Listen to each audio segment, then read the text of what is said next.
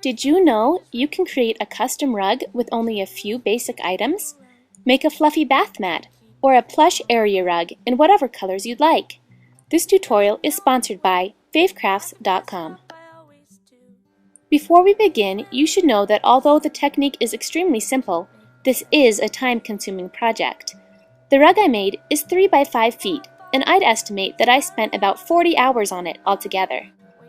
But it cost me a lot less than it would to buy one that size, and it's exactly what my daughter wanted. Just be prepared to spend some time on it. I bought this rug canvas at Joann's, and you can also purchase them online. You can expect to pay between $8 and $12 on the canvas. You'll also need a large latch hook tool. My Walmart carries some with wooden handles for around $2, but I ordered this one with a soft handle for about $4 online. You'll be spending a lot of time with this tool, so make sure you choose one that feels comfortable. When it comes to selecting the materials to make your rug out of, pretty much anything will work as long as it's a jersey knit. Old t-shirts, stretchy jersey sheets, or fabric off the bolt will work. I decided to incorporate all 3 of these into my rug so that I could give you my feedback on the different materials. If you plan on dyeing your fabrics a custom color, you'll want to do that first. For best results, dye white fabric. I used RIT brand dye. You can use it in your washing machine or in your sink. Just follow the directions on the bottle.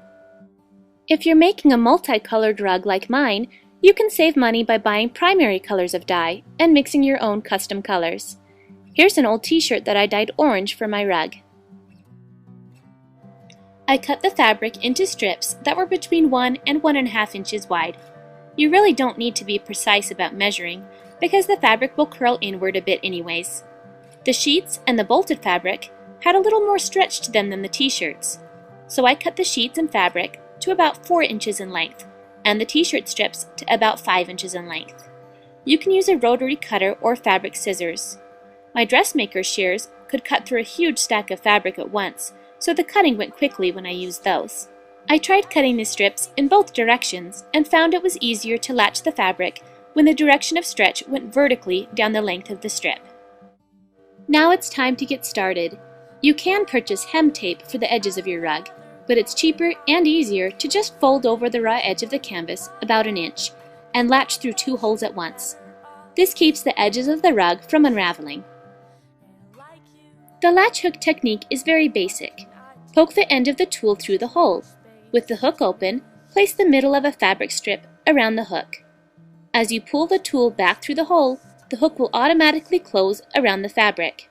Pull the strip halfway through the hole, then snag the top ends of the strip inside the hook and pull down through the loop.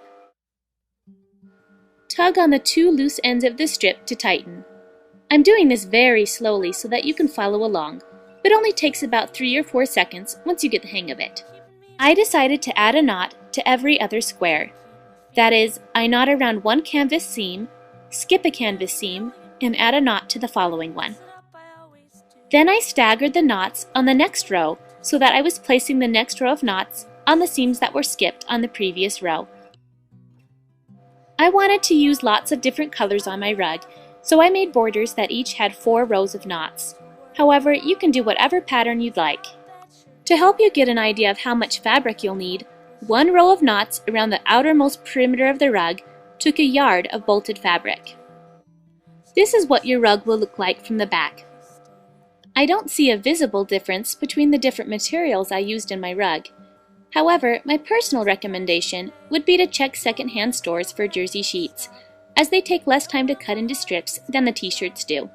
This project was sponsored by favecrafts.com. For more project ideas, visit madebymarzipan.com.